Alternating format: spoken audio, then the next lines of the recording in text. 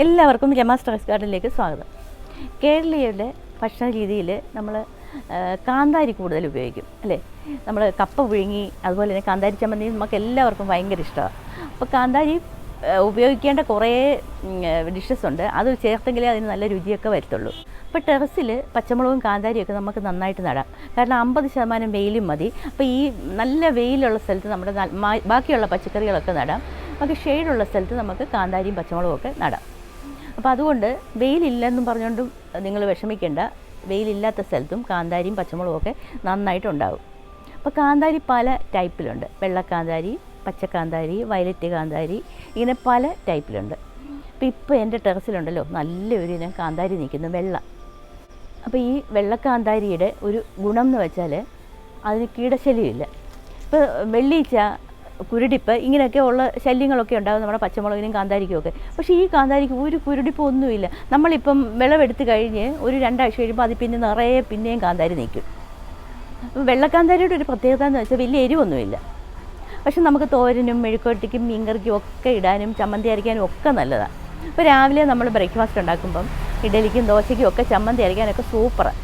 പിന്നെ നമുക്ക് വിനാഗിരിക്കകത്തിട്ട് ഉപയോഗിക്കാം. അതുപോലെ തന്നെ വറ്റലുണ്ടാക്കാം. ഇങ്ങനെ പല ഗുണങ്ങളുണ്ട് ഈ കാന്താരിക്ക്. അപ്പോൾ ഇത് ഇച്ചിരി വലിപ്പമുള്ള കാന്താരിയാണ്.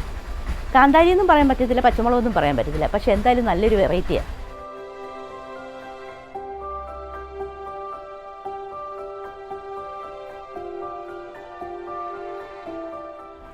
അപ്പോൾ ഈ കാന്താരിയും പച്ചമുളകും ഒക്കെ നമ്മൾ അടുക്കള തോട്ടത്തിൽ സമൃദ്ധമായിട്ട് വളരാനായിട്ട് ഒരു പ്രയാസവുമില്ല.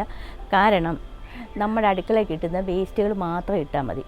അരി കഴുകുന്ന വെള്ളം, അതുപോലെ തന്നെ മീൻ കഴുകുന്നത്, ഇറച്ചി കഴുകുന്ന വെള്ളമൊക്കെ നമുക്ക് അതിൻ്റെ ചോട്ടിൽ ഒഴിച്ചു കൊടുക്കാം.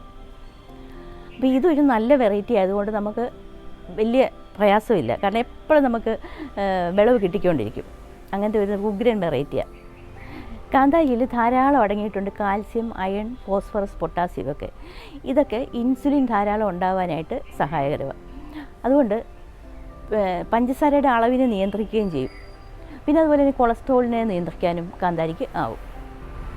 ഈ കാന്താരിയിൽ അടങ്ങിയിരിക്കുന്ന വൈറ്റമിൻ സി ശ്വാസകോശ സംബന്ധമായിട്ടുള്ള രോഗങ്ങൾ വരാതിരിക്കാനും അതുപോലെ പനി ഉണ്ടാകുന്നതിനെ തടയുകയും ചെയ്യുന്നുണ്ട്. നമുക്കെല്ലാവർക്കും അറിയാം കാന്താരി ഒരു ഔഷധ ഗുണമുള്ള സസ്യം കൂടാണ്. അപ്പോൾ അതുകൊണ്ട് ഈ ഇനം കാന്താരി ഒന്ന് നട്ടുപിടിപ്പിച്ചാൽ നന്നായിരിക്കും. ഈ പച്ചക്കാന്താരിയാണെങ്കിൽ പറിച്ചെടുക്കാനൊക്കെ വലിയ ഇത് ഇച്ചിരി വലിപ്പമുള്ളത് കൊണ്ട് ആ ഒരു പ്രയാസമൊന്നും നമുക്കില്ല. പിന്നെ നമുക്കുണ്ടല്ലോ ഇപ്പോൾ ഇഷ്ടം പോലെ നെല്ലിക്ക, നാരങ്ങയൊക്കെ കിട്ടും. ഇതൊക്കെ അച്ചാറിടുമ്പോൾ അതിൻ്റെ കൂടെ ഇത് ഇഷ്ടം പോലെ നമുക്ക് ഇടാം.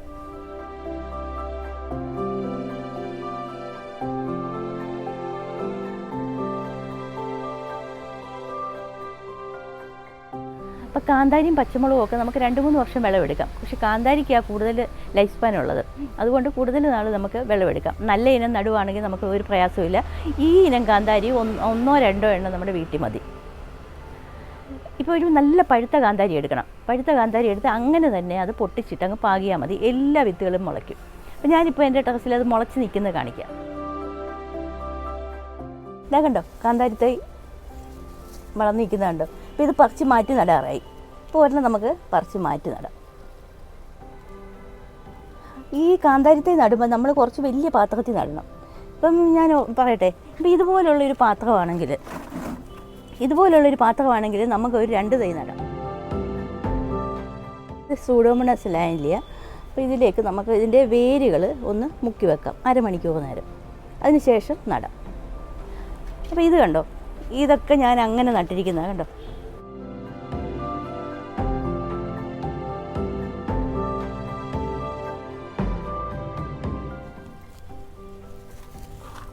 കണ്ടോ, ഈ ചാണകപ്പൊടിയൊക്കെ ഞാൻ ഇട്ടതാണ്. ഇപ്പോൾ ഇതിനകത്തോട്ടങ്ങ് നട്ടാൽ മതി. കുമ്മായൊക്കെ ഇട്ട് ട്രീറ്റ് ചെയ്തതാണ്. കണ്ടോ.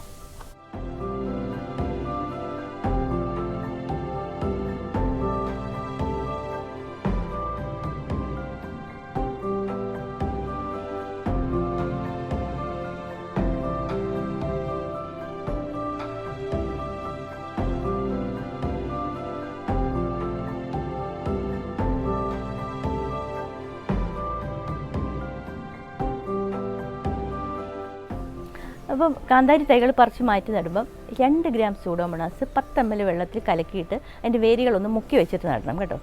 അന്നേരം ഇതുപോലെ അസുഖങ്ങളൊക്കെ കുറയ്ക്കാൻ പറ്റും. അപ്പോൾ ഈ ഒരു കാന്താരിക്ക് വെള്ളിച്ച ശല്യമില്ല, കുരുടിപ്പില്ല, മറ്റുള്ള ഒരു രോഗങ്ങളും ഇല്ല. എൻ്റെ ടെറസിലെ കാന്താരി കണ്ടോ, ഇത് കണ്ടോ,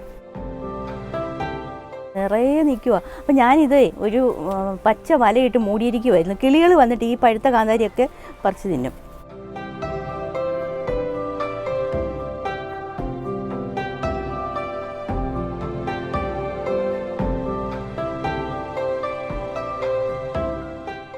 കണ്ടോ, ഇതിൻ്റെ ഇലയൊക്കെ കണ്ടോ, ഒരു കീടശല്യമില്ല, വെള്ളിച്ചയില്ല, കുരുടിപ്പില്ല, ഒന്നുമില്ല.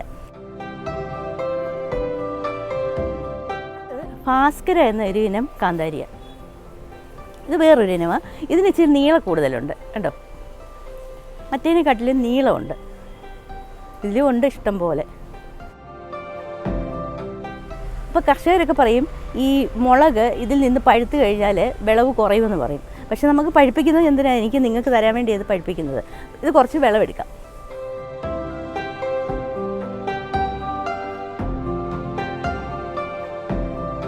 ഈ വീഡിയോ നിങ്ങൾക്ക് ഇഷ്ടപ്പെട്ടെങ്കിൽ വീഡിയോ ഒന്ന് ലൈക്ക് ചെയ്യണം, കമൻറ്റ് ചെയ്യണം, ചാനൽ സബ്സ്ക്രൈബ് ചെയ്യണം.